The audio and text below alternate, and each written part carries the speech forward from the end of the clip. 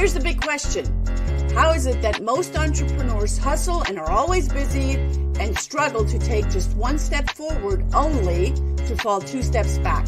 They're dedicated, determined, and driven, but only a few finally break through and win. This show uncovers those quantum leap patterns of highly successful people so you can simply model what they do and apply to your future success. That's the question, and the answers are right here. My name is Brigitte Höfele, and this is the Success Patterns Show. And welcome, everyone. You are here at the right place at the right time. Happy Tuesday. It is time for the Success Pattern Show, where we go and look at some of the lessons of what worked and what didn't work. And we're here at the center of NLP, where we put the do in learn, do, teach. My name is Brigitte Höfele, the founder of the Success Patterns Movement and the CEO of the Center of NLP. And I have a few other hats. Being the wife of the culture guy is one of them, and being a mom to Amelie and Anna, which is my highest purpose, is the other. And big shout out to my girls, who are just absolutely incredible human beings, all in their own right.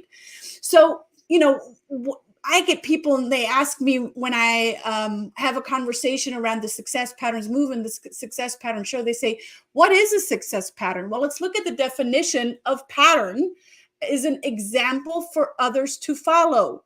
And can we agree that success is an interesting thing? It shapes its meaning within each individual success seeker, if you will, because it's not limited to either business or personal life. It is a unique concept. And in this Success Pattern Show, we give you the scaffolding to build your own empire in this unique concept.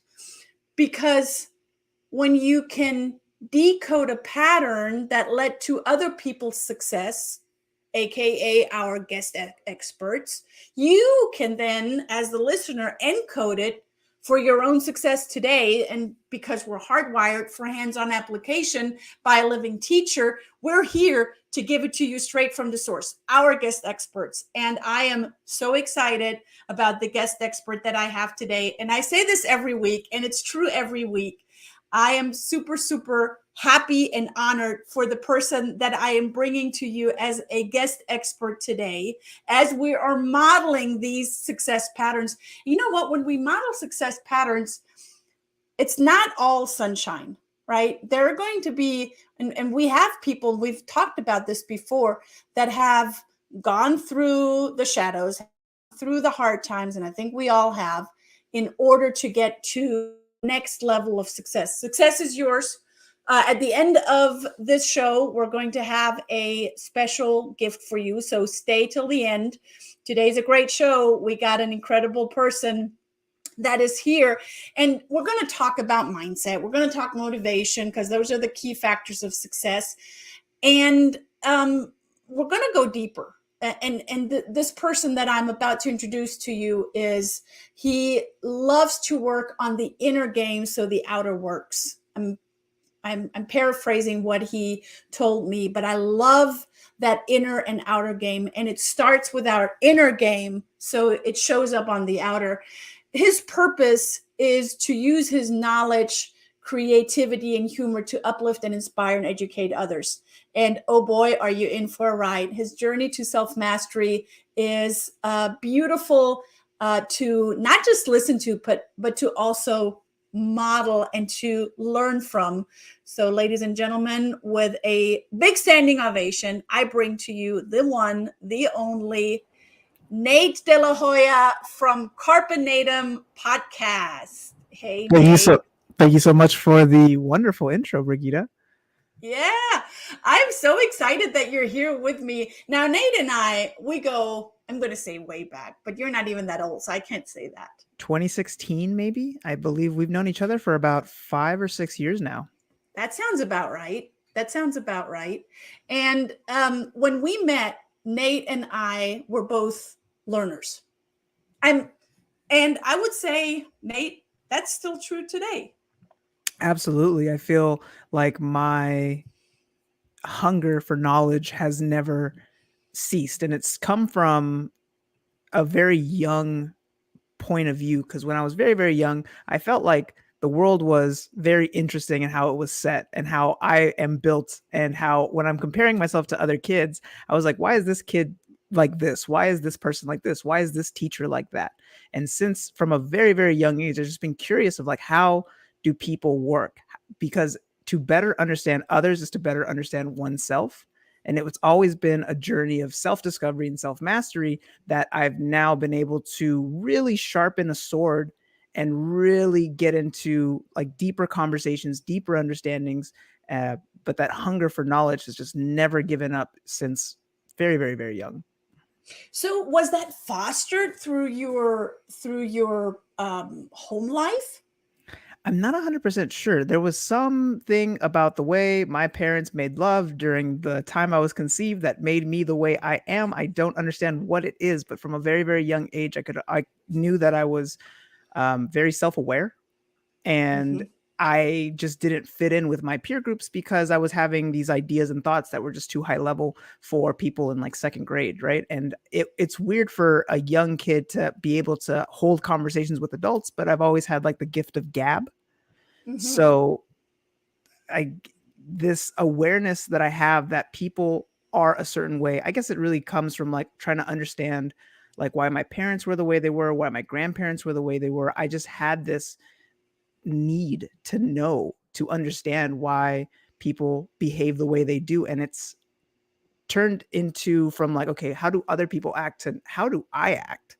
Because of course it was, I can see people doing actions and saying things, whether constructive or destructive, but then I never turned it on myself until I really discovered personal development, the Millionaire Mind experience, neurolinguistic programming, all these things that I later learned in life ended up really helping with not only understanding how people work around me, but how my brain is currently working, how it chooses to see the world, and how it chooses to see how I choose to see myself, situations, relationships. I feel like, and I genuinely believe that everything in my current reality stems from the thoughts that I have about my reality. And that little bit of shift in focus and that little bit of knowledge really puts the power back into the hands of the people. And this is my mission, to then teach others the same thing. The power to shape everything around you starts with the inner game, the mind. And I'm sure you Yeah, can relate to that too. I relate to that very much so, and that's why we have such great conversations. And I'm curious because I educate like you educate adults, I educate adults, but I also educate children, and I'm always curious, what did the adults around you when you were little, what did they do? Because if we could model that, and if we could like almost package that and give it to other adults, hey, it worked. Whatever mom and dad of Nate did, it worked. Oh So man. let's take that and let's package it and give it to others and go, rather than you talking down to your child or telling them that they're stupid or diminishing their light or whatever you want to call it. Do what Nate and Nate's parents did. I And probably wouldn't recommend that because they fought constantly, and I've seen a lot of like turmoil and just very reactive behaviors as a child. And because I saw those things and I was able to have an awareness of it, it was almost like, let's do the opposite. aha, So, okay, I love both my parents, and they did the best that they could with the knowledge and resources that were available to them at the time. They have grown up since, and my relationship with them now is much more genuine and heartfelt and loved, compared to when I was a kid. It was more tumultuous. It was a little bit more difficult to really grasp the idea, especially my relationship with my father, because he was a very big, tough man. And I was more of like a soft, kind of introspective type person. So it was very hard to establish a relationship with him. But because of all the things that I saw, it made me want to not imitate, but do it better. How can I have a relationship that's better than the one that my parents have? How can I not make the same mistakes as my grandparents did? And, I love my grandparents. My grandfather made my grandmother cry constantly, but she loved that man to death and even after. So there was things I had to pick and choose, And then through personal development, as well as books and educating myself and having an awareness, I was like, okay, these things work, these things don't. Let's apply these things, correct and continue, and really try. And I guess if you really understand something, you're able to then teach it to others. Well, yes, right. Was what I said in the intro. We put the do in learn, do, teach, and in order to teach it to others, you first have to do it, understand it yourself. There is something very specific of what you said, that looking at, and it's almost like an enlightened moment when you were a child of, I don't want to do that. I don't want to do it this way. So I'm going to go and do it the exact opposite way. But just doing it the exact opposite way is one thing. How can I do it better? So what have I would love to go back into little Nate's past and just have a conversation with him. And I'd love to do that now. What would you, which resource or which learning or which insight would you bring to little Nate today? Whew. Let's see. An insight that I would bring to little Nate is, and I've had this conversation through a NLP exercise where you go back in time and you You have do a timeline. conversations. Yeah, Mm-hmm. and you go back and you correct or fix the inner child. And I've had that moment with my inner child where the earliest memory I have is me sitting in front of the TV. My mom is behind me, and I believe she was talking to my grandfather, or maybe it was her sister. But this early memory was just me hearing my mom tell me that the doctors think I'm sick, that the doctors don't think that I'm going to grow, that I'm very small, that I'm not eating, that there's all these things wrong with me. And I think that implanted something where it became a core belief that there is something wrong with me. And as a young child, to then adopt that thinking, it then overtook most of my actions and all of my behaviors, because anytime I did something and I didn't get the reaction that I wanted, the first thought in my head was, there is something wrong with me. And this is proof. So something I would tell my younger self would be that there's absolutely nothing wrong with you. You are perfect exactly the way that you are. You will continue to grow and you will continue to mature. And even though you will go through hard times, where you stand today, as I am right now, it'll all be worth it. So there's a compassion and there's an insight. And I hear that often, especially when I work with parents and children. You know, when I hear parents go, "What's wrong with you?" Well, what's right with you? So what's right with Nate? Oh, so many things. He has a fantastic smile. He has a very energetic personality. He could hold the conversation above his education level or wherever he was. You know, I loved talking with older kids and adults because I felt like I could actually have conversations with them compared to kids. Like they were just not on the same level as me. And I know that's a little arrogant, but it was true because I didn't belong with my peers. They wanted to bump me up a couple of grades, but I would have been the smallest in the class, and they feared for my physical well-being. So they just kept me in the grade whenever I was in. So your mind was big, but your body was small, Tiny. tiny. And then how did you compensate that at any point? Oh yeah, all day. So like all my personality traits are because I felt inferior. I felt very inferior my whole life because I was the tiniest kid in the class. I was the shortest. I was either the fattest or the I wasn't the best looking kid. So I'm like, all right, that's not going to work for me. So I really have to develop something that is going to benefit me. And that was communication. Now in my adult life, I know that communication is the most vital tool in your arsenal to shape the world around you. All your relationships, everything that you do, everything that you have, and the world around you, the way you see it, starts with a conversation, whether it be with yourself or mostly actually with the conversations you have with yourself, what you tell yourself in private or when no one else is hearing or watching you. Those things really do create the reality around you. And to come from a place of what's wrong with you instead of like what's right with you is such a difference in outlook of how the world around you is. And I'm glad you brought that up because that tiny little shift in perspective changes an entire world. Yes. Yeah. And it's right there if we have the lenses to look at the other side, like you did. And you seem to have those lenses even when you were little. I don't want to go in that direction. I want to go in the other direction, right? I don't want to I don't want to focus on, and I don't know if you were certainly not cognitively aware of it, or cognizant of it, but you knew that going in that same direction would not be what was modeled to you as a young child, would not have been a good way for you to go. Now, Absolutely. the gift, I love what you said earlier, that you have the gift of gab. Now, does anyone else in your family have the gift of gab? Yeah, I talk a lot like my mom, and interesting enough, like I never really had a friendship with my dad. He was very stern with me, and now he's a little bit loose and he plays around with me sometimes.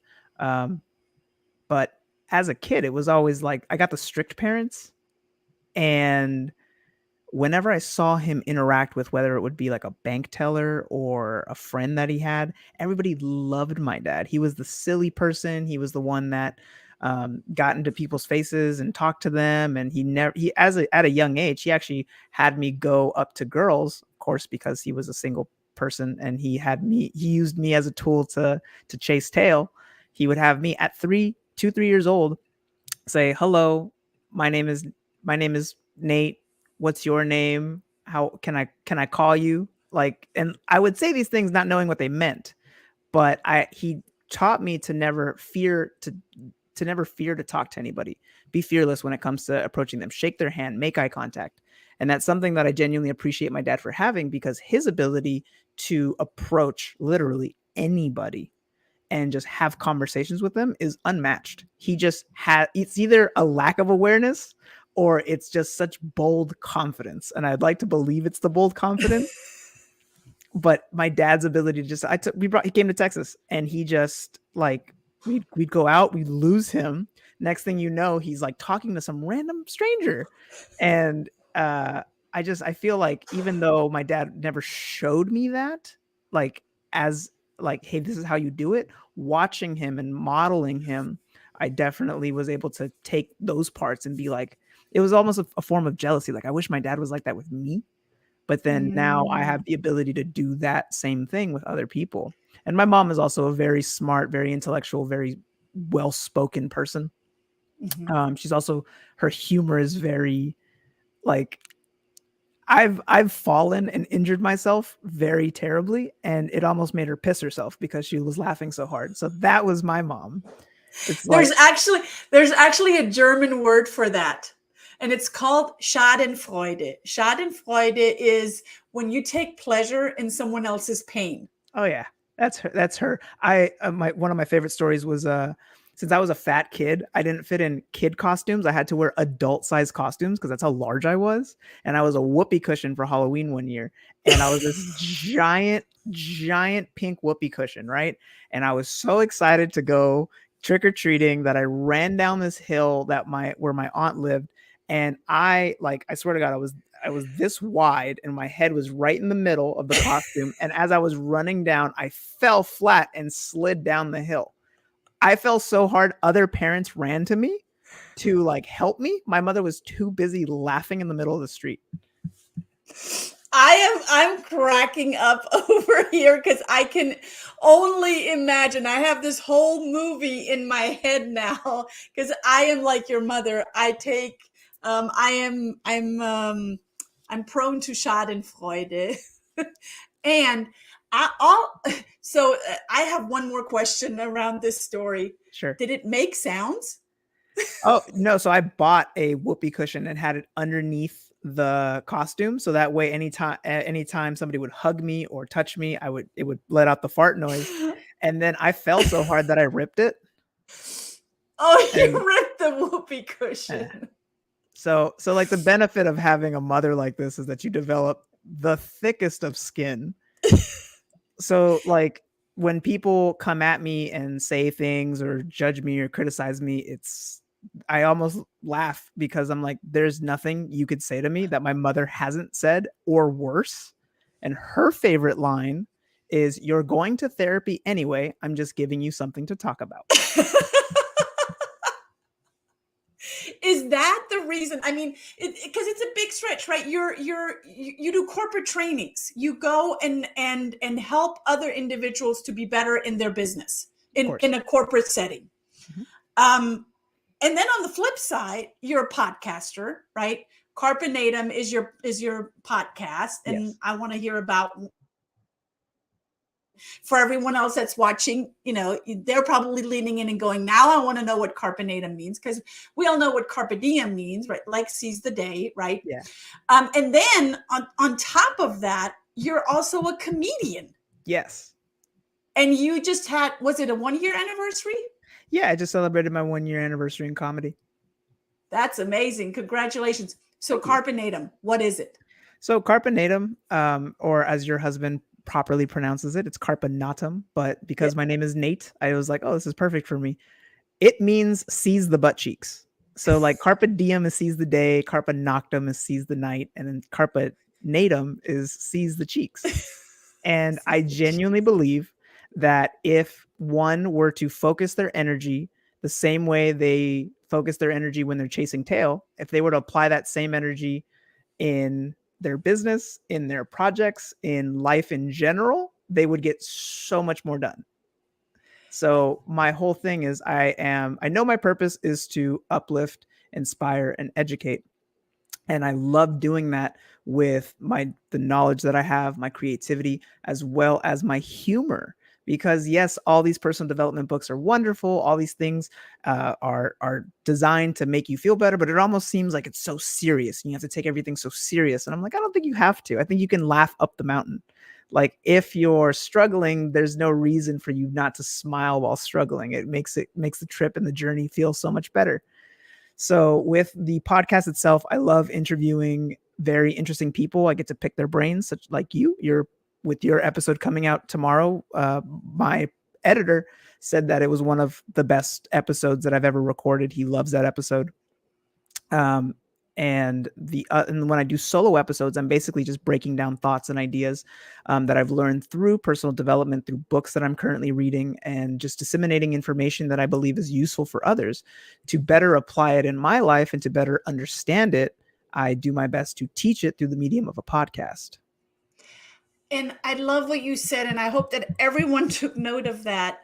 And that is not take yourself too serious, and that you can even through something like, seize the cheeks, seize the butt cheeks, that what did you say? If you put as much energy in chasing tails, you can also apply the same concept. That's a success pattern. It is a success pattern. And something a story that I tell is just like, imagine a scenario where you are just so busy, and that's probably not even hard to imagine because you probably are so busy and you're so, you got so many projects going on. You have all these things that people invite you out and you're like, I can't go out. You know how busy I am.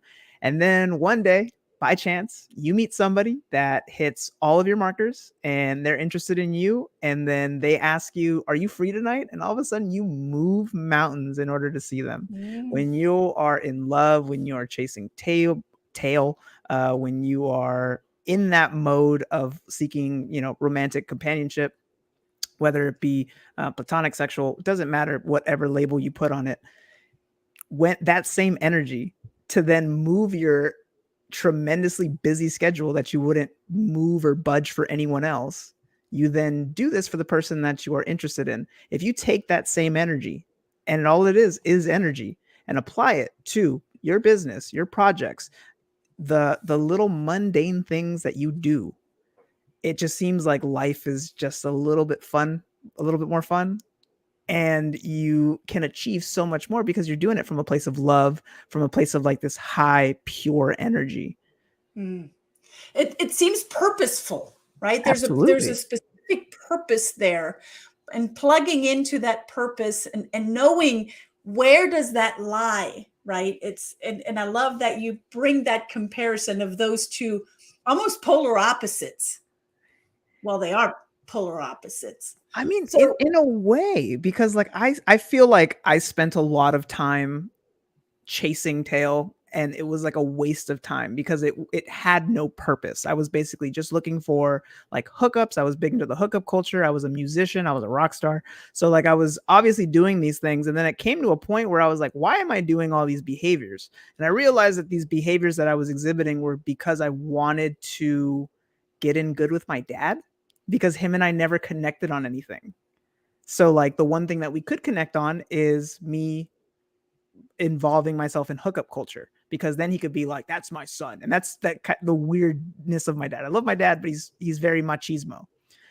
And then it came to a realization after years of doing this, it just led to insecurities, it led to depressions, it led to these feelings of like ego.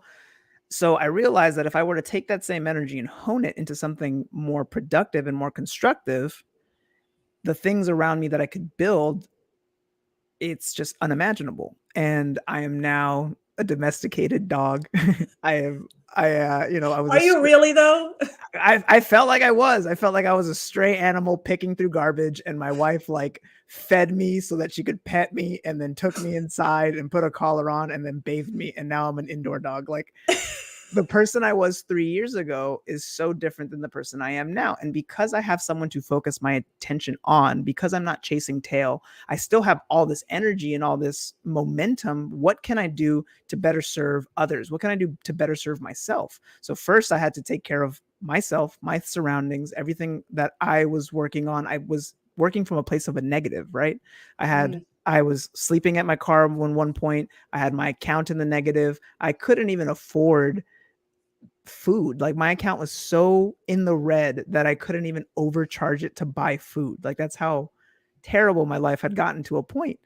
And because I had somebody that adored me and treated me so amazingly and kept me centered and grounded, I was able to build everything that we have around us now. And I'm so grateful and fortunate for all the opportunities that I've been given and all the things that I have now. But I really have to give credit to my wife, who helped me stay grounded, build a solid foundation that wasn't built on ego, or it was built in this space of just like, I'm just going to tear it down anyway. Like I'm now building a castle so I can build a kingdom, so I can build a legacy. Compared to before, I was building sandcastles. And yeah, they may have been impressive, but they were kicked over as soon as the tide came in. Mm-hmm. What would you say? This is also fascinating. You have for the young years that you're in. I sound horribly old when I say that.